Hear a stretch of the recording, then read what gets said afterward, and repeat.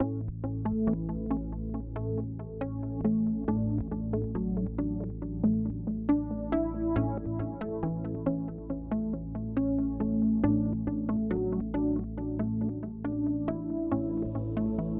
conocí a Juan Carlos el viernes en una emisora de radio dominicana, pero mentira.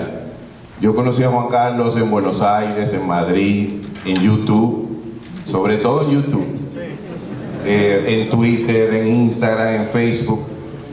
Y durante los últimos 5 años, nosotros, los que aquí en Santo Domingo y en toda Latinoamérica lo hemos escuchado y leído, nos abrió un rayo de luz, porque es una persona que hace lo que hace mucho tiempo uno estaba buscando. Una combinación cuasi perfecta entre pensar, hablar y actuar. Actuar militando políticamente, hablar convenciendo gente de la posibilidad de transformar nuestras sociedades y pensar científicamente la política, el Estado, la economía y la realidad. Si usted quiere saber más de Juan Carlos a profundidad, yo no soy mejor que Wikipedia, no soy mejor que Google y no soy mejor que él, que lo va a escuchar en breve. Pero si algo nos aporta Juan Carlos a la República Dominicana y sobre todo a los jóvenes que están aquí, y voy a usar un eslogan, me permito la licencia de usar un eslogan, casi concluyo, es que sí se puede. Y como sí se puede, lo que nos hace falta a nosotros es pensar, hablar y actuar la realidad dominicana para transformarla. Gracias, Juan Carlos, por estar aquí, bienvenido y todo esto es tuyo.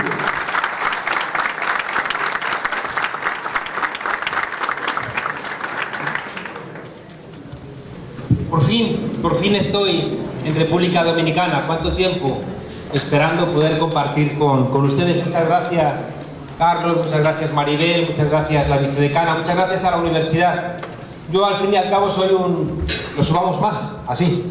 Al fin y al cabo, soy un modesto profesor universitario con compromiso, que entiende que nadie comprendería un panadero que cociera pan solo para otros panaderos. Y yo nunca he entendido la academia que solamente piensa y escribe para otros académicos. Creo que tenemos que devolver a la sociedad todo lo que la sociedad nos da. Entre otras cosas, el tiempo para poder leer, para poder escribir. Y ese regalo que nos hace la sociedad se convertiría en un acto de corrupción si no se lo devolviéramos. Cuando menos siendo comprensibles en lo que decimos. Hay una pelea entre algunos compañeros académicos donde luchamos contra una academia ininteligible, luchamos contra una academia a la que no entiende nadie y parece que cuanto más oscuro eres pareces más listo, pero no es verdad. Cuando a la gente no se le entiende lo que dice, es bastante probable que no entienda qué está contando. Tenía un maestro en España, Jesús Ibáñez, al cual visitaban premios Nobel en la facultad, allí en Madrid. Y era un hombre desgarbado, con su pipa. A veces iba el hombre con la bragueta abierta, decíamos, Jesús, la bragueta, ya, bueno. El hombre todo despistado, pero le iban a ver premios Nobel a la facultad por su infinita inteligencia. Y él siempre nos ponía ejemplos en clase. Él siempre, para que entendiéramos las cosas, fuera la escuela de Frankfurt, fuera el marxismo, fuera la crisis del modelo keynesiano, siempre buscaba ejemplos. Y yo recuerdo cuando llegué a Alemania, el primer día, cuando fui a hacer allí mi doctorado, un profesor muy inteligente, muy respetado, se dedicó la clase entera a decir: los ejemplos son la muerte del pensamiento, los ejemplos son la claudicación del pensamiento. Hay que ir a lo abstracto, no hay que bajar a lo concreto, porque quien piensa lo concreto es que no está sabiendo pensar. Y yo recuerdo que levanté la mano y dije: perdone, profesor, ¿podría poner un ejemplo? Aquel día entendí que no me iba a ir bien en Alemania. Cuento muchas veces en mis charlas que el comienzo del pensamiento tiene que ser la sospecha. Vivimos en el pensamiento cuando empezamos a sospechar. Los maestros de la sospecha fueron Nietzsche, fueron Marx, Saussure. Son pensadores que empezaron a hacernos dudar de realidades que podían ser de otra manera y que solamente podíamos pensarlas de otra manera en la medida en que nos salíamos de nosotros mismos. El pensamiento crítico es el que piensa que lo que existe no agota las posibilidades de la existencia. El pensamiento crítico es el que entiende que pudo haber otros transcursos de la historia, otros transcursos de la realidad, pero para poderlo entender tienes que ser un poco desobediente. Recuerdo en Colombia un cura que había estado en la guerrilla, un cura del M-19, hablando de la Biblia, me dijo: en Europa no entendéis bien la alianza que hizo Abraham con Dios. Saben ustedes que Abraham era el creador de ese pacto con Dios que le dio a los judíos la condición del pueblo elegido. Ayer, por cierto, le dieron un premio Goya en España, o un pequeño documental que demuestra el genocidio que Estados Unidos e Israel está haciendo contra el pueblo palestino. Se meten mucho con Venezuela, pero se olvidan del genocidio palestino. Me contaba que en esa alianza de Dios con Abraham había una historia mal contada, y dijo: te voy a contar la verdadera historia de Abraham. Y como sabemos, los que hemos leído la Biblia, pues empieza, me decía, cerca de la ciudad de Ur, cerca de Galilea, noche cerrada, y de pronto se oye una voz profunda, cavernosa, de ultratumba, que dice: Abraham, levántate, despierta a tu hijo Isaac y llévalo al bosque, y allí lo vas a sacrificar en señal de amor a Dios Todopoderoso. Sara empezó a llorar: Abraham, no hagamos locuras, lo ha mandado Dios, levanta al niño, pero es tu hijo, Abraham, lo ha mandado Dios. Decía el premio Nobel Robert José Saramago que lo sensato de Abraham en aquella noche hubiera sido mandar a paseo a ese Dios enfadado que pedía el sacrificio del propio hijo. Pero Abraham, tan obediente, convence a Sara, y Sara va a la habitación del niño, lo despierta, el niño se despierta. ¿Qué pasa, madre? Hijo, levántate y ve con padre al bosque a por un sacrificio. Ahí ven. Entonces el niño se levanta, se pone la camisita y bueno, van hacia el bosque, y en el camino Isaac, que era listo, dice: padre, ¿y la bestia para el sacrificio? Ya hablamos de eso. El caso es que llegan a un claro, y allí agarra al niño, le quita la camisita, lo pone encima de unas maderas, agarra el puñal, y cuando está a punto de descargárselo en el pecho, se oye una voz profunda de ultratumba que dice: Abraham, detente, ya me has demostrado tu amor, ya me has demostrado la alianza con Dios, guarda el puñal, regresa a casa y sé feliz con los tuyos. Y Abraham, siempre tan obediente, guarda el puñal, regresa hacia la casa, y el joven Isaac se incorpora y dice: si no llego a aprender para ventríloco, este loco me asesina.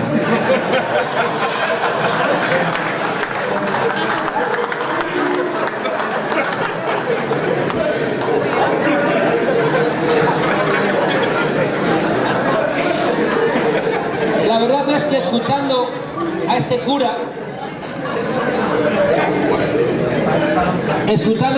entendí que ese bien podía haber sido el resultado real de aquella loca historia. Más allá de la broma, lo que les estoy intentando contar es que solamente desde una desobediencia amable podemos entender lo que está pasando, y que no ocurra como nos decía un filósofo español, Ortega y Gasset, que decía: lo que nos pasa es que no sabemos qué nos pasa. Miren, en todos los continentes, en América Latina, en Europa, las fuerzas de transformación, las fuerzas progresistas, ese aire de familia que hemos llamado izquierda, y que en términos académicos difícilmente puede definirse, porque la izquierda es una cosa tan amplia, ¿no? De izquierdas es Nicolás Maduro, Felipe González, Leonel Fernández, un amigo, están ustedes salvados, Olof Palme, Marx. Es decir, es una cosa tan amplia, ¿no?, que es difícilmente identificable qué significa. Pero miren ustedes, siempre que los gobiernos de cambio acceden a los gobiernos, hay una idea que no debemos nunca olvidar: ganamos el gobierno, no ganamos el poder. Y ese es el primer elemento esencial. El Estado, fíjense ustedes, lo explicamos en Teoría del Estado, interviene en la sociedad a través de 4 grandes herramientas. La primera es la coacción. El gran instrumento del Estado para intervenir en la sociedad es a través de la policía y del ejército. Y fíjense ustedes una cosa muy importante: tanto policías como militares son unos trabajadores, unos funcionarios públicos muy especiales. No solamente porque portan armas, sino también porque les hemos entregado una condición especial donde se identifican con el honor. ¿Por qué? Porque militares y policías en su discurso son los que en última instancia salvan a la patria. Y en esa asunción de salvadores de la patria se autoproclaman como unos trabajadores especiales que al tener armas les dan pues un espacio muy peculiar en nuestras sociedades. Ahora bien, primera pregunta importante: ¿quién define qué es la patria? Porque si la policía y el ejército va a defender la patria, quizá nosotros pensaríamos que esa patria que hay que... Alguien se ha dejado un teléfono encendido y lo voy a apagar. No sé de quién es, ¿lo puedo pisar? No sé cómo... Alguien, no sé de quién es ese teléfono. Lo pueden romper. Decía que... Es un regalo, podéis quedároslo. Es un regalo. Bueno, decía que nos distraemos. Es lo malo de los celulares, que nos distraen. En mi clase los alumnos no pueden usar el celular. Por supuesto, es que se ha convertido en algo que tiene más primacía que nuestra propia presencia. Todos ustedes han hecho un esfuerzo para estar aquí esta mañana, pero si de repente aparece el celular, se detiene el entendimiento y ocupa nuestra presencia. Echado de la universidad. Despedido. Les decía, fíjense, que si realmente lo importante es la idea de patria, en mi idea de patria me gustaría que la policía y el ejército, por ejemplo, detuviera a los corruptos. Me gustaría que la policía y el ejército, en nombre de la patria que definimos las mayorías, se encargase de buscar a estos delincuentes de cuello blanco, a esa gente que vende la soberanía de nuestros países, a esa gente que privatiza y corrompe nuestros servicios públicos. En cambio, fíjense ustedes, siempre entendemos que la policía y el ejército tienen que estar al servicio precisamente de esos que saquean nuestros países. Ahí ya tenemos una primera tarea: no dejar que otros definan la patria al margen de las mayorías. Creo que es una obligación nuestra colaborar en la definición de la patria para que ese modo de intervención del Estado en la sociedad a través de la policía y el ejército esté al servicio de esa definición de la patria. A menudo la izquierda le regala la idea de patria a la derecha, y con esa definición de patria la derecha lo que se busca es un salvoconducto. En España, hace unos meses, tuvimos una imagen que para mí fue reveladora, y es que en el oeste español, en la Comunidad Valenciana, el 100% de los cargos públicos del Partido Popular están imputados por corrupción. Es decir, se robaron hasta las cucharillas del café. Resulta que el secretario general del Partido Popular fue a juicio por robarnos a los españoles y llevaba la bandera de España en la muñeca. Y claro, mi planteamiento es: había que degradar a esta gente, había que hacer como los militares traidores, ponerles en el patio del cuartel y quitarles los galones, quitarles todos los símbolos de la patria. ¿Por qué han traicionado a la patria? ¿Qué tiene en la cabeza esta gente que nos roba, que son corruptos, que están en los gobiernos para robar al pueblo y encima se envuelven constantemente en la bandera? Eso es posible porque no hemos definido nosotros la patria, y por tanto ahí hay una tarea pendiente, que es, ya digo, la definición de la patria. El segundo elemento que tiene el Estado para intervenir en la sociedad es la ley. Y ahí tenemos de nuevo un problema, porque las familias de abogados, de fiscales, de notarios, siempre se repiten. La ausencia de mujeres, por ejemplo, en la judicatura, en la fiscalía, la ausencia de gente negra, la ausencia de indígenas, la ausencia de sectores populares, hace que la ley, que ya digo que es uno de los elementos esenciales de intervención del Estado en la sociedad, estén en manos de sectores muy limitados, vinculados a las oligarquías y a las élites. La ley, fíjense ustedes, es lo que está utilizándose ahora mismo para dar golpes de Estado. Ahora ya los golpes de Estado no van a ser como el del 11 de septiembre del 73 que vimos en Chile contra Salvador Allende, sino que ahora los golpes son parlamentarios. Son políticos corruptos en los parlamentos que utilizan trampas para, por ejemplo, tumbar a Dilma Rousseff. O son, fíjense ustedes, cuando Lula da Silva le sacaba 30 puntos de distancia en todas las encuestas a Bolsonaro, resulta que lo meten en la cárcel. ¿Quién lo mete en la cárcel? Lo mete en la cárcel un juez con el testimonio de un solo testigo, protegido además, y al ser un testigo protegido le prometieron total impunidad. Dijo en el juicio para encarcelar a Lula ese juez: no tengo pruebas, pero tengo el convencimiento de que Lula es culpable. Ese juez se llama el juez Moro, y Bolsonaro lo ha nombrado ministro de Justicia y de Interior de su gobierno. Es decir, que el juez que ha encarcelado a Lula ha sido recompensado como ministro de Justicia y de Interior por meter en la cárcel a un hombre honesto sin pruebas porque iba a ganar las elecciones en Brasil. Por tanto, fíjense ustedes, el problema que tenemos terrible, si el Estado interviene a través de la ley en la sociedad, si los sectores populares no tienen acceso a que la ley cumpla realmente los principios que marca la teoría liberal de independencia, división de poderes, el juez natural y retroactividad de las leyes, juicio por el juez natural, todos los elementos que explicamos en la universidad que se corresponden con un Estado de Derecho. Si no hay en el mundo de lo legal personas de sectores populares, olvidémonos, porque esa intervención del Estado a través de la ley se convierte en otra herramienta para las élites. Baste que piensen ustedes en los bufetes de abogados, que son los que llevan los casos millonarios y que pueden pagar sueldos millonarios y al final compran a cualquier juez honesto, compran, no todos, ¿no? Pero tienen la posibilidad de cuando menos tentar a jueces honestos de llevar a legiones de bufetes de abogados para al final conseguir que sus juicios prescriban, que sean archivados por algún tipo de problema formal. Y al final la ley, en vez de ser un elemento de intervención del Estado para construir democracia, se convierte en todo lo contrario. El tercer elemento de intervención del Estado en la economía es el dinero, es decir, a través del dinero que recibe el Estado, a través de los impuestos o de las empresas públicas, o a través de la concepción de los impuestos, cómo interviene. Y ahí tenemos otro elemento terrible. Al final nos encontramos con que no se cobran impuestos a los ricos.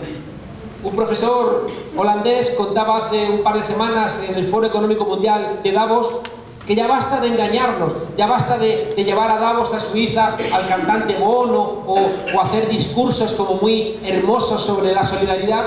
Y él decía que lo que hace falta es impuestos, impuestos, impuestos a los ricos. Es decir, en los tiempos más brillantes del crecimiento económico y social de los Estados Unidos, la tasa impositiva era hasta del 91%. Es decir, los ricos pagaban impuestos y no protestaban.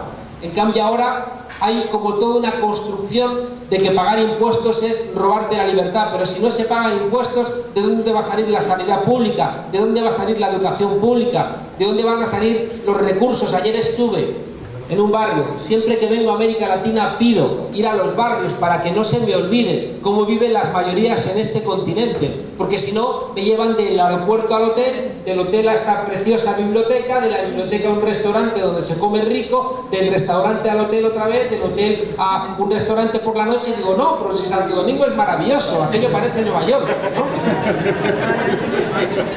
¿no? Y me llevaron a la Herrera, que no es de los peores barrios de Santo Domingo, pero ahí se ve la pobreza brutal, donde la gente está viviendo con cañadas llenas de aguas fecales.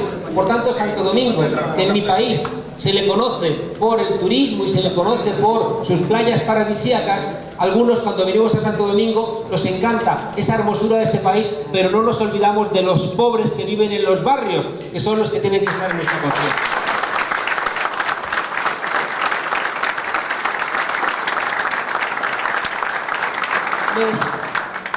Les decía que el dinero es otro modo importante de intervención, igual que la coacción, igual que la ley en nuestras sociedades. Decía el presidente mexicano Álvaro Obregón que nadie resiste un escopetazo de 10.000 pesos. Después el presidente Chávez actualizó la metáfora a la inflación y dijo que nadie resiste 3 escopetazos de $50.000. La conclusión es que el poder tiene dinero para comprar. A veces nos encontramos con el terrible golpe en nuestras filas que compran a gente nuestra. Y eso es una constante que vemos.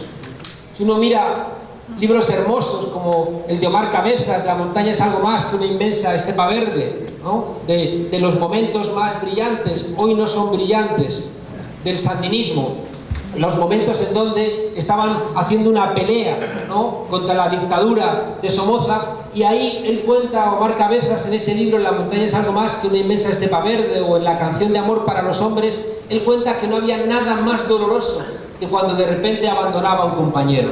Cuando alguien con quien habías estado peleando, de repente se te voltea y se va con aquellos contra los que estabas luchando. Eso es una constante.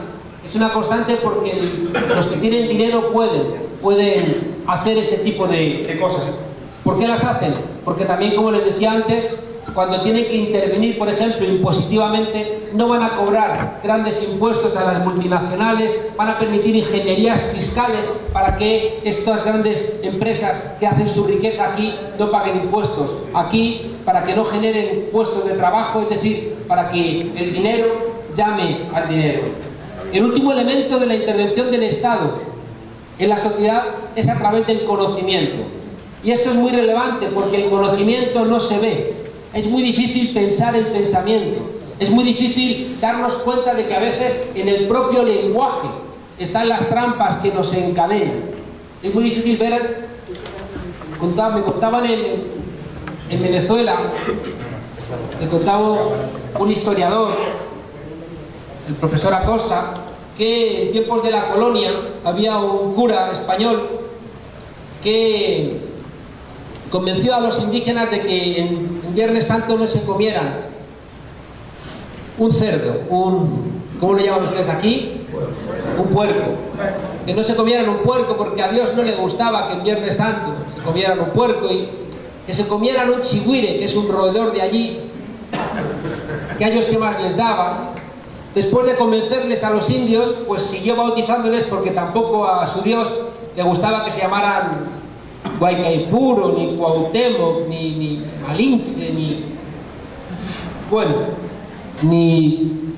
Chiquinquirá. Y por tanto les estaba bautizando como Manuel, Antonio, María, Ana, para que Dios los acogiera con sus nuevos nombres en su seno. El cura, contento porque ya había bautizado a los indios, regresó a sus tareas y luego al rato regresa y se ve que los indios estaban comiendo el puerco. Y entonces, enfadado, les empezó a gritar: ¿qué hacen ustedes? Es que no han entendido, ofenden a Dios comiéndose un puerco. Y entonces uno de los indígenas dice: tranquilo, padre, que antes de comernos lo hemos bautizado como chigüire.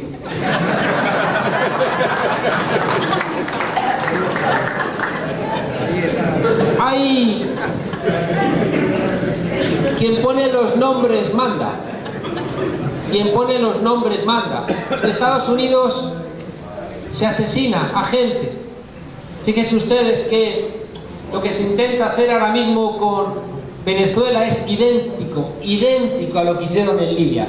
Idéntico. De repente dicen que ya no es amigo, de repente fomentan desde Estados Unidos manifestaciones en la calle, aprovechan errores, si hay alguno, para hacer más ruido al respecto, proclaman o se autoproclama un gobierno alternativo, se congelan los fondos de Libia, se utilizan las noticias falsas, estas fake news, para buscar algún tipo de altercado, Naciones Unidas intentan que intervenga y al final bombardean el país en nombre de la democracia, por supuesto. Libia tiene 200.000 muertos, no hay ni rastro de democracia por ningún lado, el petróleo está en manos de contrabandistas. ¿Qué ocurre? Que para los Estados Unidos esos muertos no son muertos, son daños colaterales. Si de repente te conviertes en poeta, que tienes el derecho a bautizar, y de repente cuando tú algo tan doloroso como que han asesinado a uno de los tuyos te dicen no es un muerto, es un daño colateral, en ese truco semántico están intentando ocultar lo que ha pasado. El Estado interviene en la sociedad controlando el conocimiento, por ejemplo en las universidades. Es muy difícil que podamos hacer pensamiento crítico, porque cuando hacemos, por ejemplo, si ustedes les explican el funcionamiento del Parlamento dominicano, se está haciendo ciencia, pero si se critica el funcionamiento del Parlamento dominicano, se está haciendo ideología. De manera que el pensamiento crítico como que queda fuera, porque en el fondo el pensamiento crítico, ya digo, molesta. Hay todo un intento de controlar las universidades, de controlar las revistas, de controlar, por supuesto, los medios de comunicación. de controlar hoy en día las redes sociales, de controlar a los periodistas, de controlar a los intelectuales, es decir, de intentar construir un relato donde no haya ninguna posibilidad de fisura, para que al final te argumenten: no hay alternativa, esto es lo que hay, no es posible que sea de otra manera. Por eso les decía que recuerdo que en España una de las cosas cuando nació Podemos que decían es que Podemos iba a abolir la Semana Santa y la Navidad. Y un día yo fui a una fiesta de una señora de la Jet Set. Hablé con Pablo Iglesias y me dijo: ve a contar la buena nueva a esa gente que vive en la ignorancia. Yo dije: Pablo, es un poco excesivo que yo vaya a una fiesta de la Jet Set. No tengo ropa. Tuve que ir. Es gracioso porque yo estaba ahí en una esquina y venían camareros con librea a traerme comida y yo estaba tan agarrotado que decía: no, no, no, gracias. Y había allí periodistas y al día siguiente escribieron: Monedero es muy austero, apenas probó bocado. Es porque estaba... El caso es que a veces se hacían corrillos y entonces cuando se juntaban 8 o 10, entonces me preguntaban cosas, como si fuera peligroso.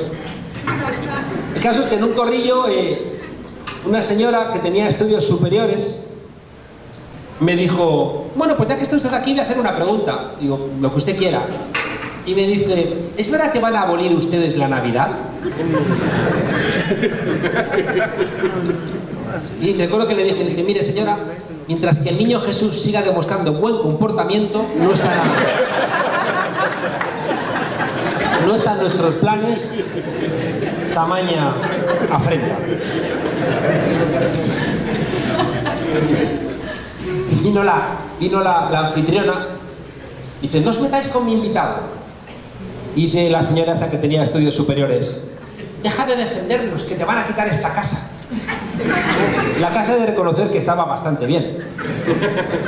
Y de repente se me ocurrió y dice: mire señora, quitarle la casa no, pero me he acordado de la película Doctor Zivago. Si aquí pusiéramos 2 cortinas, ahí vivían 2 familias. Y dice: ves, te van a quitar la casa. Y le digo: señora, era una broma. Y dice: sí, también era una broma lo de María Antonieta y mira cómo terminó.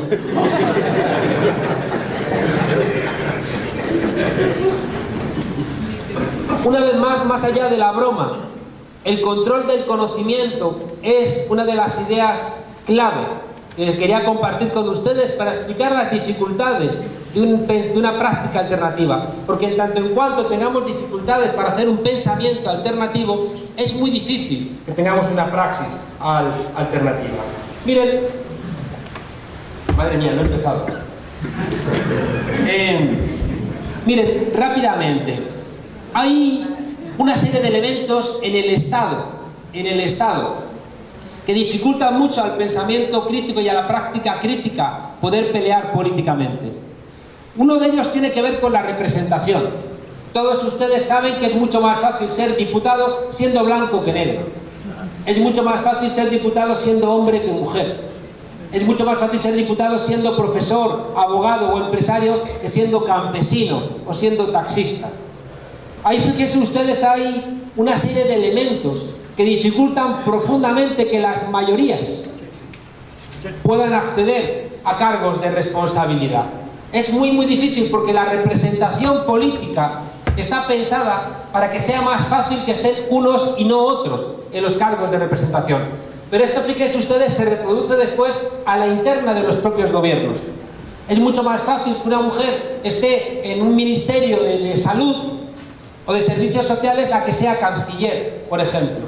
Es mucho más fácil que una mujer esté en tareas de cuidados en el gobierno a que, por ejemplo, pueda estar en el Ministerio de Hacienda. Una de las tareas, fíjense ustedes, es cómo hacemos para romper esa dependencia de la representación, porque si no, los pobres nunca van a poder acceder. Fíjense ustedes que el Estado lo que hace es diferenciar entre los que saben y los que no saben, entre los intelectuales y los no intelectuales. ¿Y qué ocurre? Que al Estado solamente pueden llegar los que tienen estudios universitarios. Sería una trampa si no garantizáramos a toda la población estudios universitarios. Pero es una realidad absolutamente evidente que la gente a la que visité ayer en la fundación de Cristo, Dios, en ti confío, gente muy humilde, de un sector popular, es prácticamente imposible que esa gente pueda ser diputado o diputada en Santo Domingo. Por tanto, llamamos democracias a nuestros sistemas, pero no es real, porque democracia es el demos del Kratos, el Kratos del demos, el poder del demos, del pueblo. Pero el pueblo no puede acceder a la representación, porque le está vedada. De la misma manera, fíjense ustedes, los funcionarios. Cuando uno entra a representar el gobierno de un Estado, trabaja con los funcionarios que llevan ahí muchos toda la vida. Funcionarios que en algún caso van a pensar, estos van a estar poco tiempo, no me voy a portar muy bien con ellas porque cuando vengan los de siempre me van a regañar si he sido demasiado amable con estos que han llegado.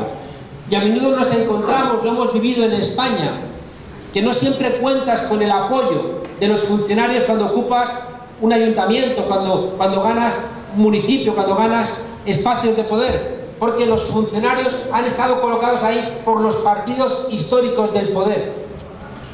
Y resulta que en todo el aparato de la administración del Estado, en casi todos los ámbitos, están sectores que pertenecen a esas familias históricas, a esos partidos históricos. Y por tanto, el funcionamiento del Estado está en manos de gente que está esperando que regresen al poder los partidos que los colocaron ahí. Añádanle un tercer elemento que llamamos en España las puertas giratorias. La gente sale de los gobiernos y entra en las grandes empresas. Es una constante. En España, Felipe González, que viene aquí a América Latina a dar lecciones no sé muy bien de qué. Es un hombre que trabaja para el hombre más rico de México, que es Carlos Slim. Es un hombre que está, por ejemplo, planteando la necesidad de que haya un cambio en Venezuela. Y qué curioso, él es un hombre que cobra de una empresa de gas que cuando empezaron a aumentar las presiones sobre Venezuela, aumentó el precio de sus acciones porque quieren quedarse, lo escuchamos el otro día en boca del asesor de seguridad de Estados Unidos, quieren quedarse con el petróleo de Venezuela. Y resulta que, fíjense ustedes, esta gente política deja el gobierno y empieza a trabajar con las grandes empresas energéticas, petrolíferas, gasísticas, y después su papel político lo utilizan para justificar, por ejemplo, golpes de Estado. Estas puertas giratorias, ahora mismo en España hay un problema porque uno de los grandes bancos estuvo haciendo espionaje al propio gobierno. ¿Y quién hacía el espionaje? Comisarios de policía que habían dejado su cargo de comisarios y habían sido contratados por este banco.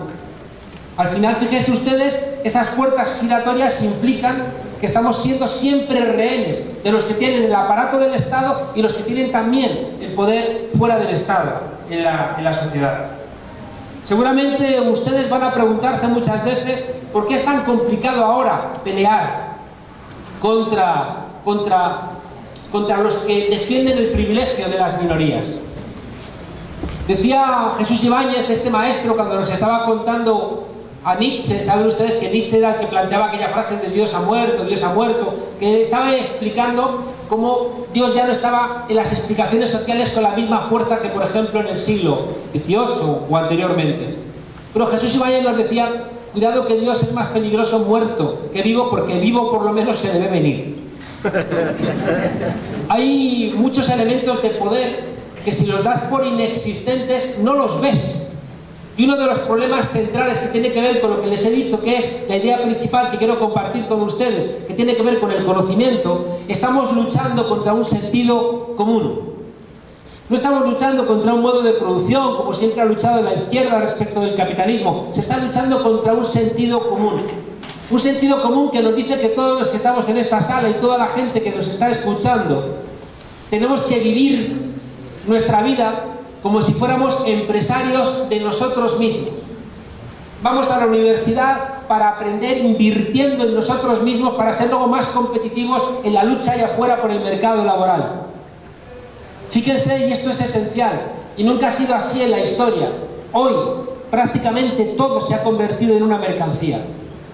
Dice Frederick Jameson, un filósofo, que es más fácil imaginar el fin del mundo que el fin del capitalismo.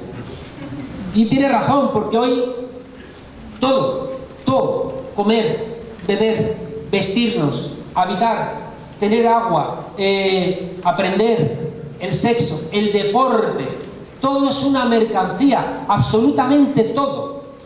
¿Y cuál es el problema? Que el lugar en el mundo está muy vinculado no a nuestra vida comunitaria, sino a la capacidad que vamos a tener de consumir en el futuro. Y por tanto, fíjense ustedes, la gran lectura de nuestro lugar en la sociedad, sea en Santo Domingo, sea en Madrid, está vinculada a cuál es nuestra capacidad de consumir. Y es verdad que ahí no está la felicidad. Las feministas en España dicen vivir una vida que merezca la pena ser vivida. En España, un 30% de la gente más rica llega al final del día con antidepresivos, con ansiolíticos, porque no se soporta. Porque la sociedad capitalista es una sociedad depredadora. Es una sociedad, fíjense ustedes, que nos fuerza tanto que es capaz de logros espectaculares. Mandamos un cohete a Marte, tenemos desarrollos tecnológicos espectaculares, somos capaces de alargar la esperanza de vida, pero cuidado, porque al mismo tiempo estamos empeorando nuestras condiciones de vida. Trabajamos en nuestras sociedades, en Europa, más horas que un esclavo en la Grecia clásica. Más horas que un esclavo en la Grecia clásica. Fíjense ustedes que toda la discusión acerca de las nuevas tecnologías se ha ido introduciendo con un discurso emancipador. Hemos ido incorporando a las nuevas tecnologías, ese celular que antes quería acabar conmigo,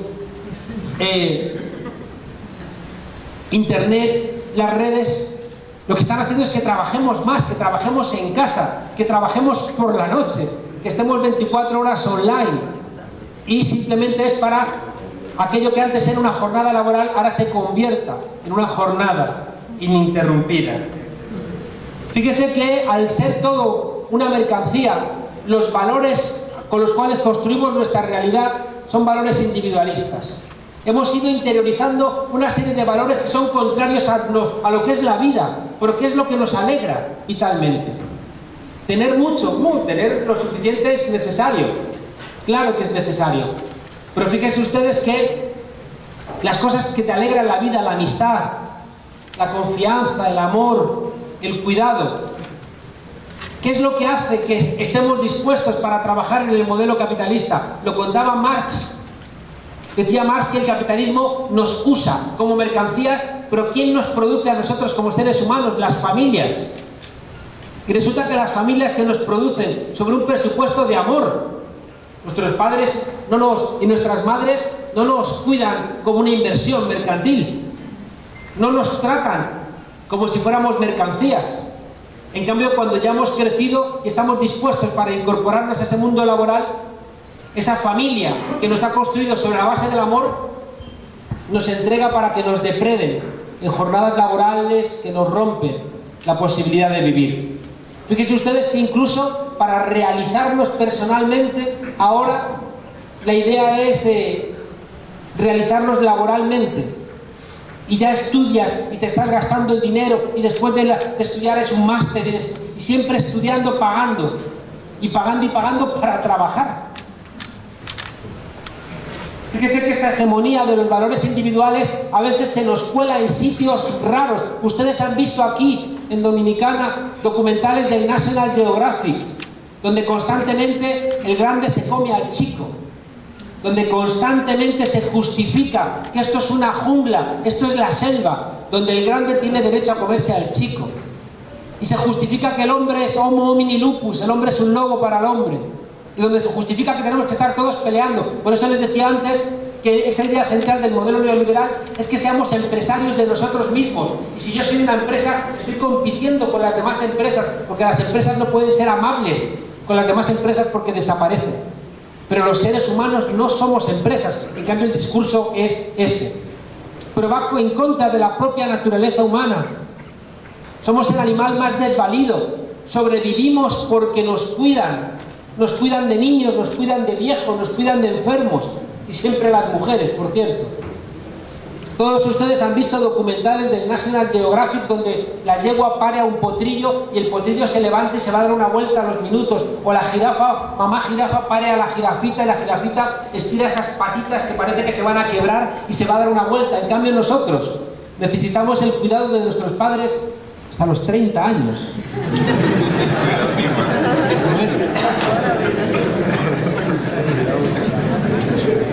Fíjense ustedes, esta construcción del ser humano como si fuéramos una empresa en constante competencia, fíjense ustedes que hasta el nombre está pervertido. Competencia viene de cum petere. Ser competente para algo es poder con, cum petere. En cambio, fíjense ustedes, hemos cambiado el significado de competencia, de ser competente para ser competitivo. Ya entendemos solamente la idea de competencia como una rivalidad entre nosotros. Hasta el propio lenguaje, fíjense ustedes, nos impide pensarnos en otros términos. Por eso lo primero que robó el modelo neoliberal es el diccionario. Y por eso uno de los elementos centrales es recuperar el diccionario para nosotros. Nos necesitan cómplices. Nos necesitan cómplices porque quien se beneficia de esta sociedad es una minoría. Y necesitan de las mayorías para ser, ya digo, cómplices de su perversión. Fíjense que vivimos en burbujas, y esto es muy relevante. En un libro que acabo de publicar en España, La izquierda que asaltó el algoritmo, me hago una pregunta que siempre me ha perseguido, y es ¿por qué las víctimas votan a sus verdugos? ¿Por qué esos 30 millones de personas que sacaron Dilma Rousseff y Lula da Silva de la pobreza en Brasil, cuando le dieron el golpe de Estado a Dilma Rousseff, no salieron a la calle a luchar contra ese golpe? ¿Cómo se explica eso? Y se explica porque se crearon no 30 millones de ciudadanas y ciudadanos, sino 30 millones de consumidores. Yo esto lo pude discutir con Dilma. Dilma me contaba, Monedero, hicimos una encuesta.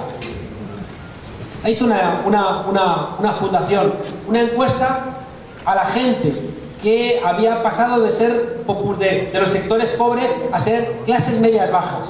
Y le preguntaban a esta gente a qué creían que se debía su prosperidad. Y la mayoría decía, primero, gracias a Dios. 2, gracias a mi esfuerzo. 3, gracias a mi familia. 4, gracias a los empresarios. Y 5, gracias al gobierno, que había puesto en marcha el programa de ayudas sociales más importante de la historia de Brasil. El programa Hambre Cero. O sea, programas sociales que fueron los que permitieron que salieran de la pobreza. Claro. Pero resulta, fíjense ustedes, al final, esa gente que sale de la pobreza vota otra vez a sus verdugos, vota a Bolsonaro. ¿Qué ocurre ahí? Hay un elemento esencial, que nunca lo reflexionamos, y es que vivimos en burbujas. Y fíjense ustedes en esto, que creo que es esencial. Cuando la gente es pobre, en el barrio que yo visité ayer, de La Herrera, lo que tiene un pobre es a los demás pobres para salir del agujero. En cambio, cuando tienes un incremento de renta, lo que antes solventabas con los demás pobres, ahora lo solventas en la plaza, en el mercado. Y vas cambiando valores comunitarios por valores de intercambio mercantil. Y lo haces sin darte cuenta. Y al final vas abandonando esos valores de la solidaridad de la comunidad y los vas sustituyendo por los valores de cuánto vale esto, lo pago y me desentiendo. Y me da igual cómo te va en la vida, cuánto te pagan, cuántas horas trabajas, me da todo igual. Solo sé que te pago y el pagarte me desentiende de cómo te marcha. Ahí, fíjense ustedes, hay un profundo problema, que es esa transformación de los valores comunitarios por valores mercantiles. Y esto tenemos que entenderlo, porque en tanto en cuanto nos relacionamos cada vez más pagando cosas, estamos abandonando ese elemento comunitario. Es decir, es como si viviéramos en una suerte de hotel. Prueben a alguien a vivir en su familia como un hotel. Dirían los padres, ¿qué haces? O los hermanos, ¿qué haces? ¿Tú quién te crees que eres? En cambio, eso que sería impensable en la familia, lo hemos trasladado a la sociedad. Fíjense ustedes que al vivir en burbujas culturales no nos damos cuenta de lo que pasa fuera de nuestra burbuja. Nos cuesta sumar los dolores de nuestra sociedad. Y al final, ya les digo, el mercado, y esta es la frase central, el mercado no nos ayuda a tener empatía con los demás. En el mercado pagamos el precio de las cosas y nos desentendemos. Y el mercado no construye empatía. En cambio, cuando vives en el barrio, cuando vives en lugares comunitarios, ahí sí que generas empatía. Añadan un discurso de esta gente que controla el conocimiento contra todo lo que significa cambio, contra la izquierda. En el año 91 cayó la Unión Soviética y de repente las élites de Europa y de Estados Unidos dijeron: ya se ha terminado el ceder, porque ya no existe la Unión Soviética, ya se ha terminado el peligro de la clase obrera. Y a partir del hundimiento de la Unión Soviética en el año 91 se termina el compromiso de las élites con el reparto de la productividad, se termina el compromiso de las élites con el Estado social o con el Estado desarrollista. Empieza el modelo neoliberal. ¿Uno cree de verdad que les interesa a Estados Unidos los derechos humanos en Venezuela? ¿Les interesan los derechos humanos en Arabia Saudí? Hace 2 meses que se demostró que Arabia Saudí había descuartizado a un periodista crítico, a Khashoggi, y dijeron que no le iban a invitar a Arabia Saudí al encuentro de Davos del Foro Social Mundial. 22 reuniones ha tenido Arabia Saudí en Suiza. Ya se han olvidado, es todo mentira. No les interesan los derechos humanos en Yemen, en Afganistán, en Irak. No les ha interesado cuando gobernaba la derecha en México, 250.000 muertos por el narcotráfico y las bandas en México. ¿Cuándo le ha preocupado a Estados Unidos la suerte de esos 250.000 pobres? ¿No se acuerdan ustedes hace 2 meses de la caravana de los migrantes? ¿Dónde está? ¿Se ha disipado? ¿Se ha disuelto en el aire? No. Hace 2 meses, 3 meses era necesaria la caravana de los migrantes porque estaba en campaña electoral Donald Trump y necesitaba a esos migrantes pobres en la frontera para construir un discurso. No van a entrar a America First. Y hacer esa representación con las armas, con los policías, el muro con México más alto. Y por eso nos enteramos que existía la caravana de los migrantes, porque ahora todavía hay caravana de migrantes, pero ya a nadie le interesa.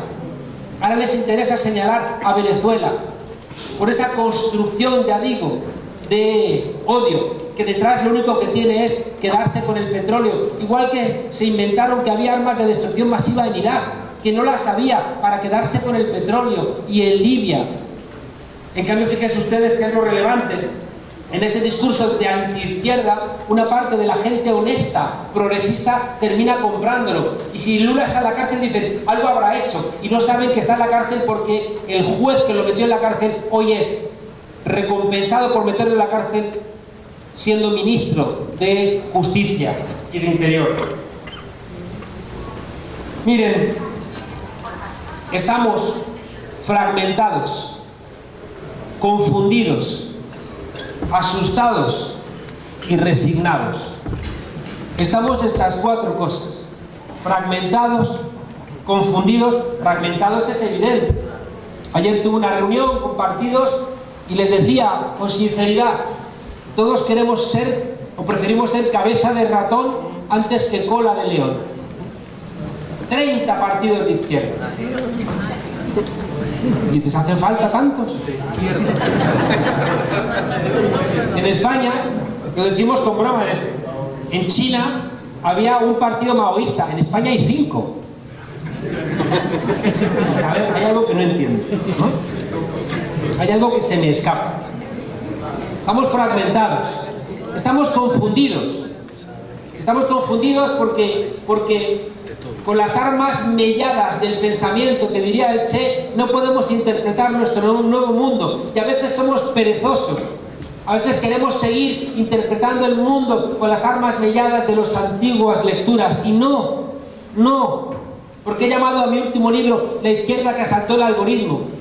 Porque claro que está muy bien leer a Lenin y a Rosa Luxemburgo, pero los que hoy construyen exclusión, los que hoy construyen limitaciones a la democracia, están con el algoritmo, con el Big Data, están con la blockchain, las cadenas de bloques, están en una realidad que nosotros no estamos viendo porque seguimos leyendo autores del siglo XIX. Si se levantase hoy Rosa Luxemburgo, Lenin y Marx, nos patearían el trasero por leerles. Nos patearían el trasero. Y seguimos recitándoles.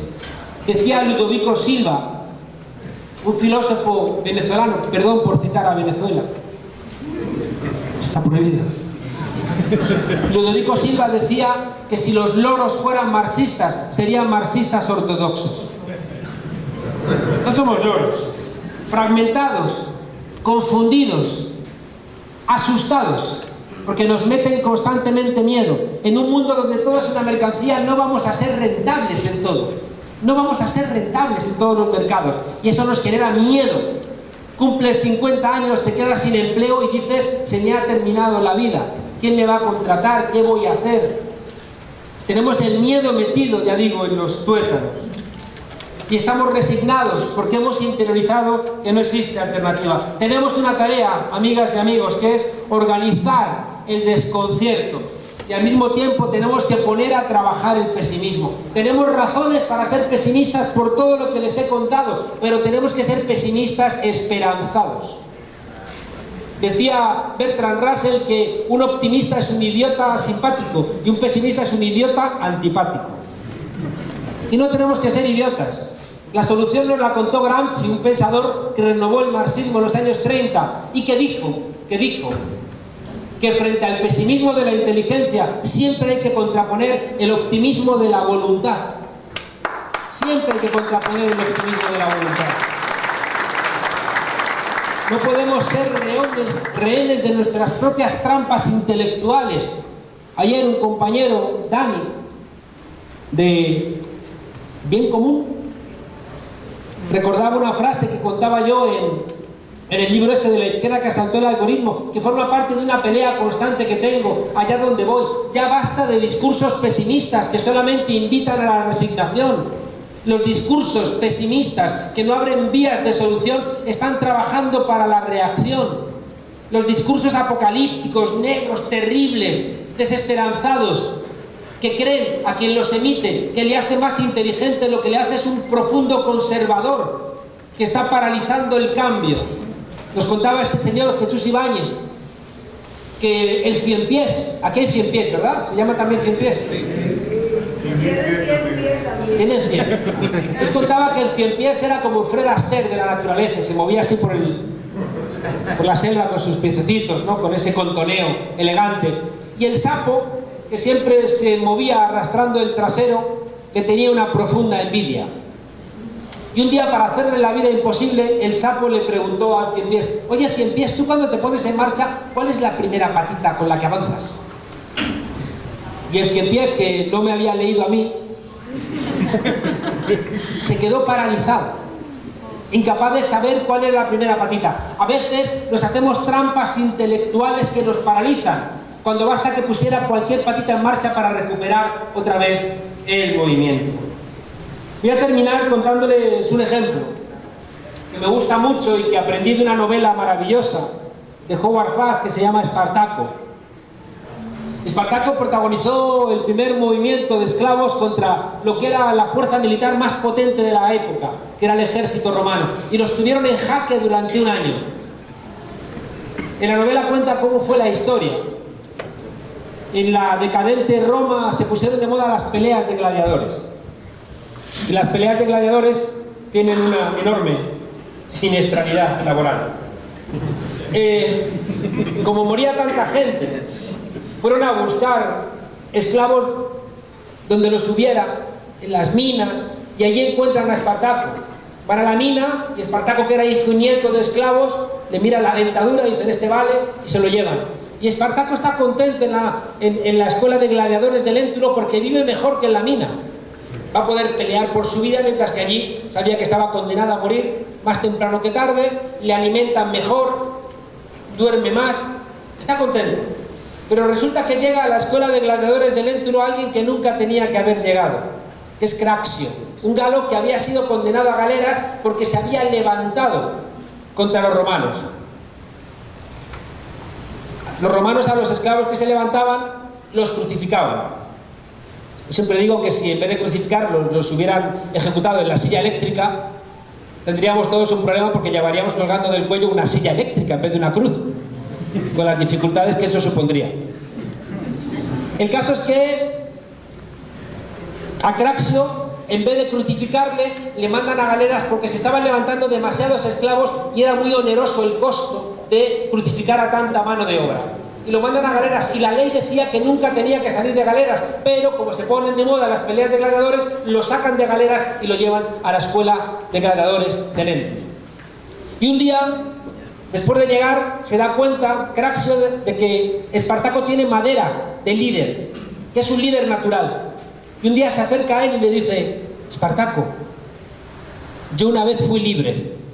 Y Espartaco no entiende ni siquiera la palabra. ¿Libre qué significa esto? Que no había soldados, pero si los soldados están ahí. No.